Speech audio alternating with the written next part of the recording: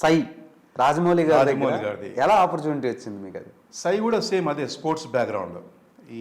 ఇక్కడ ఒక్కడు చేసిన తర్వాత ఫ్రెండ్స్ కాంటాక్ట్స్ ఉన్నాయి, వాళ్ళని అడిగితే వాళ్ళు చెప్పినారు ఇట్లా బంజారాహిల్స్లో ఒక ఆఫీస్లో ఆడిషన్స్ జరుగుతున్నాయని. అక్కడ ఆ రోజు ఆడిషన్స్కి వెళ్ళినప్పుడు అక్కడ సేమ్ వందల మంది కుర్రాళ్ళు ఉన్నారు. అండ్ ఎవ్రీ పర్సన్ని రాజమౌళి గారు పిలిచారు, వాళ్ళ వాళ్ళ డీటెయిల్స్ కనుక్కున్నారు. అప్పుడే ఫస్ట్ టైం నేను రాజమౌళి గారు కలిసింది. ఆయన అడిగారు మీరేంది మీ బ్యాక్గ్రౌండ్ ఏంటంటే, నేను సార్ ఒక్కటి చేశాను అండ్ అమ్మ నాన్న తమిళమ్మాయి చేశాను సార్, నాది బ్యాక్గ్రౌండ్ బాస్కెట్బాల్ అంటే ఓకే అని చెప్పేసి అలా ఆయన దగ్గర షార్ట్ లిస్ట్ అయ్యి, అది రగ్బీ స్పోర్ట్స్ బ్యాక్గ్రౌండ్ మూవీ సై. అవును, చూసుంటారు. ఆ రగ్బీ ట్రైనింగ్ తీసుకున్నాం మేము. ఆయన ట్రైనింగ్ ఇప్పించారు, ఒక 50 మెంబర్స్ అనుకుంటా. ఎన్ని డేస్ ఇప్పించారు మీకు? అది మాకు ట్రైనింగే 1 మంత్ అయింది. నాయన అంటే ఇప్పుడు మేము సినిమాలో చూసాం కదా, అక్కడ ఉండే 2 టీమ్స్కి ఇప్పించారు. అంటే ఒక చెన్నైకి నుంచో ఇక్కడ నుంచో ఒక ప్రొఫెషనల్ టీం వచ్చింది, ఒక ఫారిన్ కోచ్ ఉండే. ఆయన పోలీస్ అకాడమీలో మాకు ట్రైనింగ్ మార్నింగ్ ఈవినింగ్ అక్కడే మేము ఉండేవాళ్ళం. టెంట్ వేసేసి మాకు ఫుడ్ అంతా ఉండి మాకు ట్రైనింగ్ ఇచ్చారు. తర్వాత ట్రైనింగ్ అయిన తర్వాత మళ్ళా విలన్ బ్యాచ్ ఎవరు, ఫ్రెండ్స్ బ్యాచ్ ఎవరు అని చెప్పేసి ఆ విధంగా డివైడ్ చేసి రాజమౌళి గారితో అది బాగానే 20-30 డేస్ చేసాం సినిమాది. అప్పుడు ఆయనది 3rd 4th ఫిలిం అనుకుంటా. But he was very friendly. And cinema shooting అయిన తర్వాత కూడా ఆయన ఇంట్లో ఆయన పార్టీ ఇచ్చినారు. ఇప్పటికీ వెళ్ళి కలిస్తే గుర్తుపడతారు. గుర్తుపడతారు. మరి ఎందుకని యాక్ట్ చేయటం లేదు ఆయన సినిమాల్లో? ఇప్పుడు పాన్ ఇండియన్ ఫిలిమ్స్ చేస్తున్నారు, ఇంటర్నేషనల్ రేంజ్లో ఆయన ఫిలిమ్స్ వర్కౌట్ అవుతున్నాయి. ఎవ్రీ డైరెక్టర్కి ఒక క్యారెక్టర్కి ఒక విజువలైజేషన్ ఉంటుంది, ఈ క్యారెక్టర్కి ఇతను ఉంటే బాగుంటాడని చెప్పేసి. సో ఆ విధంగా ఆయన చేసిన సినిమాలు నేను ఇప్పటివరకు ఏ క్యారెక్టర్కి సూట్ కాలేదేమో. సో అందుకోసం నాకు ఈ అవకాశం రాలేదు. డెఫినెట్గా I'm expecting a role from him very soon. నేను కూడా ఆశపడుతున్నాను ఒకసారి ఆయన సినిమాల్లో మీరు నటించాలని. Thank you. వస్తుంది అది, God blessing. Okay, it will happen. So మాకు తెలియని విషయం అయితే ఒకటి చెప్పారు సై సినిమా గురించి, మీరు అందరూ ట్రైన్ అయ్యారని. మేము ట్రైనింగ్ అయ్యాం. సో ఆ ట్రైనింగ్ పీరియడ్లో కూడా మీకు రెమ్యునరేషన్ ఇచ్చారా? ఇచ్చారు, రెమ్యునరేషన్ ఇచ్చారు. దేవుడు సార్ మీరు. అంటే అప్పుడు రెమ్యునరేషన్ ఎంత బ్రదర్? అప్పుడు యాక్చువల్గా ఎంతైనా సరే రెమ్యునరేషనే కదా. రెమ్యునరేషనే, కానీ okay, it's not discouraging thing, but ఇచ్చారు ఆయన. అది రాజమౌళి గారి చొరవ వల్లనే జరిగింది ఆ రెమ్యునరేషన్ కూడా. అండ్ మాకు డైట్ కూడా మేము మార్నింగ్ ఈవినింగ్ ప్రాక్టీస్ చేస్తున్నాం కాబట్టి, నేను స్పోర్ట్స్ బ్యాక్గ్రౌండ్ ఉన్నా కాబట్టి నాలాగా కొందరు స్పోర్ట్స్ బ్యాక్గ్రౌండ్ ఉన్నారు, వాళ్ళందరం వెళ్ళి రిక్వెస్ట్ చేసినాం, సార్ ఈ డైట్ వర్కౌట్ కాదు, ఫిలిం ఇండస్ట్రీకి పెట్టే ఫుడ్ వర్కౌట్ కాదు, మాకు ఏదైనా స్పెషల్ డైట్ ఇప్పియండి అంటే, అతను కూడా దానికి రాజమౌళి గారు అక్కడ మేనేజర్లతో మాట్లాడి మాకు ఒక స్పెషల్ డైట్, ఎగ్స్ అలాంటివి మాకు ప్రొవైడ్ చేశారనమాట. Great person. సో ఫుడ్ పెట్టిన వాళ్ళని ఎవరిని మర్చిపోయాను. అందుకోసం ఇవాళ ఇంటర్నేషనల్ లెవెల్లో టాప్లో ఉన్నారు ఆయన. ఓకే, మిగతా ఇప్పుడు ఆయన కెరీర్ మొత్తం చూస్తుంటే మీకు ఎలా అనిపిస్తుంది? అంటే యాక్చువల్గా ఆయనతో ఇంకా ట్రావెల్ చేయాలనిపిస్తుంది. మరి ఈ మధ్యలో ఎప్పుడు కలవలేదు? కలిసాను. RRRకి కలిసాను, ఎవ్రీ మూవీకి వెళ్తాను, కలుస్తాను.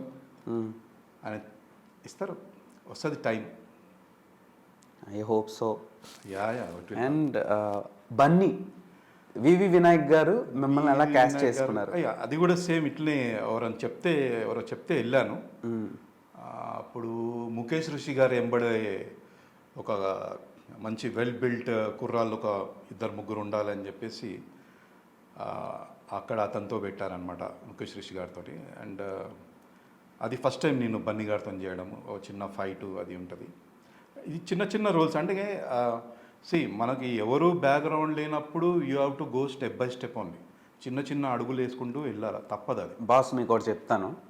సో మీరు చిన్న రోల్స్ చేసిన పెద్ద సినిమాల్లో యాక్ట్ చేశారు, అది మామూలు విషయం కాదు కదా. సో అండ్ రిజిస్టర్ అయ్యారు కదా. రిజిస్టర్. ఓకే, అండ్ దెన్ బంగారం, పవన్ కళ్యాణ్ గారు బంగారంలో మీకు ఛాన్స్ ఎలా వచ్చింది?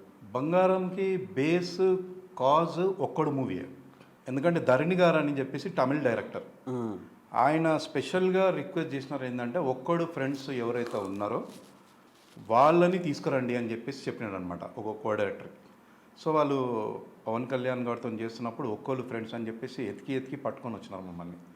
అందులో వేరే వాళ్ళు ఎవరు కమిట్ కాలేదు. నన్ను చూసి ఓకే నువ్వు చేద్దులే అని చెప్పేసి నన్ను అట్లా బంగారం సినిమాకు సెలెక్ట్ చేసినారు. అది పవన్ కళ్యాణ్ గారితో ఫ్రెండ్ లాగా చేశాను నేను. అంటే అప్పుడే నా ఫోటో పోస్టర్ మీద వచ్చింది. ఇంకా సూపర్ కదా. పవన్ కళ్యాణ్ గారు ఎంబడి పక్కన ఒక పక్క రఘుబాబు, ఒక పక్క నేను, మళ్ళీ ఇంకొక వేరే ఫ్రెండ్స్ ఉంటారు అనమాట. That was very valuable experience. అంటే పవన్ కళ్యాణ్ గారు ఆయన ఇప్పుడున్నంత క్రేజ్ అప్పుడు లేదు ఆయనకు, కానీ బట్ ఆయన ఆయన ఆయన ఆయన హిమ్సెల్ఫ్ ఈజ్ ఒక వర్సటైల్ యాక్టర్, ఒక వర్సటైల్ పర్సన్. మీరు అతన్ని అంత చూడంగానే మీరు రీడ్ చేయలేరు. You have to travel with him. నాకు ఆ అదృష్టం దొరకదులేండి, మీకు చాలా లక్ ఉంది. అలాగా యాక్చువల్లీ ఆయనతో చేసాం. And very cooperative person. And మంచి ఎక్స్పీరియన్స్ ఆయనతో కూడా చేయడం పవన్ కళ్యాణ్ గారు. సో నెక్స్ట్ గుణశేఖర్ గారి ఫిలిమే సైనికుడు.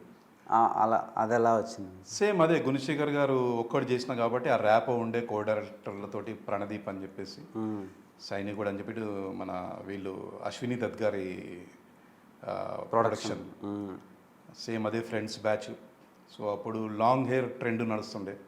మీది కూడా? నాది కూడా లాంగ్ హెయిర్, మీసాలు లేవు. ఆ విధంగా ఫ్రెండ్ క్యారెక్టర్ సేమ్ అదే మహేష్ బాబు గారితో. మంచి బాయిల్డ్ బ్లడ్. ఆ బాయిల్డ్ బ్లడ్ మంచి. అప్పుడు స్లోగా ఒక ఫిజికల్ మెచ్యూరిటీ అండ్ ట్రాన్స్ఫర్మేషన్ జరుగుతుంది. ఒక్కడంటే ఎగ్దమ్ ఒక స్టూడెంట్. అప్పుడు మీసం లేదు, గడ్డం లేదు, షార్ట్ హెయిర్, ఫస్ట్ మూవీ, ఏం నాలెడ్జ్ లేదు, కెమెరా సెన్స్ తెలియదు కొంచెం. ఇప్పుడు సైనికుడు అంటే సేమ్ గుణశేఖర్ గారు ఒక కాన్ఫిడెన్స్, ఓకే అని చెప్పేసి అలా ఆయనతో ట్రావెల్ చేయడం జరిగింది. గుండె జల్లు మంది ఉదయ్ కిరణ్ గారిది, మదన్ గారు డైరెక్టర్. యాక్చువల్లీ మదన్ గారిది ఆ నలుగురు సినిమా చూసి నేను చాలా ఇంప్రెస్ అయ్యాను. అయింది ఆ మూవీ, చాలా మూవ్ చేసింది నన్ను. అది యాక్చువల్గా అంత రైటరు డైరెక్టరు ఆయనతో చేయాలి ఏదైనా మూవీ అని అనుకున్నాను. లక్కీగా ఆయన ఫ్రెండ్ ఒక అతను నాకు కామన్ ఫ్రెండ్ అనమాట. ఆయన త్రూ వెళ్ళాను. ఆయన అప్పటికే చెప్పినారు, ఇంత నోటబుల్ క్యారెక్టర్స్ ఏం లేవు సంతోష్ ఇందులో అంటే. నేను పర్లేదు సార్, నాకు మీతోటి ఒక్క సినిమా ఒక రోల్ ఒక రోజు ఇవ్వండి సార్, నేను మిమ్మల్ని చూస్తాను హౌ యు ఆర్ డూయింగ్, మీ వేకింగ్ ఏంది. అండ్ ఉదయ్ కిరణ్ గారు ఉంది అందులో. ఉదయ్ కిరణ్ గారు ఆల్రెడీ అప్పుడు అతను ఎస్టాబ్లిష్డ్ యాక్టరు, దెబ్బతిన్నాడు, మళ్ళీ is trying to come back. And అతను కూడా వితౌట్ ఎనీ బ్యాక్గ్రౌండ్ వచ్చిన పర్సన్. సో వీళ్ళందరితోటి ఇంటరాక్షన్ పెరుగుతుంది మనకు. సో అలాగా గుండె జల్లుమన్నది సినిమా చేసినాను అనమాట. అజయ్ ఎంబడి ట్రావెల్ అవుతాను నా మూవీలో. ఉదయ్ కిరణ్ గారు అలా నాకు పరిచయమే, ఆయనతో కొంచెం ఇంటరాక్షను, ఆయన ఎక్స్పీరియన్స్ షేర్ చేసుకునేటోడు.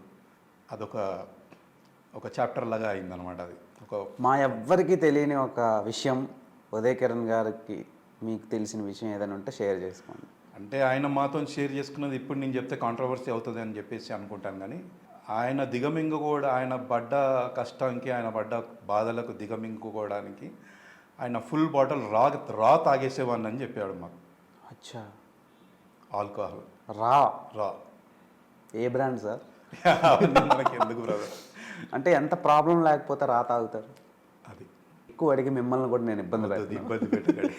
సో ఆయన చనిపోయాడు అనే ఒక న్యూస్ తర్వాతలా మీరు ఎలా ఫీల్ అయ్యారు? బాధేస్తుంది. ఎందుకంటే ఆయన అపార్ట్ ఫ్రమ్ కాంట్రవర్సీస్ అండ్ గొడవలు, అతను స్ట్రగుల్ చేసుకుంటా ఫస్ట్ మూవీ తోటి స్టార్ట్ అయ్యి స్లోగా కంటిన్యూగా 7 hits కొట్టేసి ఒక పీక్లో ఉండే ఒక అతను. Uday Kiran was a big star at that time. Producers line కట్టేవాళ్ళు అతని దగ్గర. అతనితోటి మనం ఒక సినిమా చేసి ఆయన బాధలు షేర్ చేసుకున్న తర్వాత సడన్గా ఒక రోజు ఆయన చనిపోయినాడు, సూసైడ్ చేసుకున్నాడంటే చాలా బాధ అనిపిస్తుంది. Everybody as a tolerance level. But ఆయన అంత తొందరగా ఆ విధంగా స్టెప్ తీసుకుంటాడని నేను ఎక్స్పెక్ట్ చేయలేదు యాక్చువల్గా. He was a fighter and everybody should be a fighter, should not lose hope. ఎవరో అంత హోప్ లూజ్ చేయదు. ఇప్పుడు నన్నే తీసుకోండి ఎగ్జాంపుల్. 21 years అయిందండి నేను ఇండస్ట్రీకి వచ్చి. ఏదైతే ఆ రికగ్నిషన్ ఉందో ఆ రికగ్నిషన్ నన్ను అవాయిడ్ చేస్తుంది ఎందుకో ఏమో. But still I have confidence, వస్తుంది ఏదో ఒక రోజు. అండ్ వస్తుంది ఇప్పుడు March 15 తర్వాత.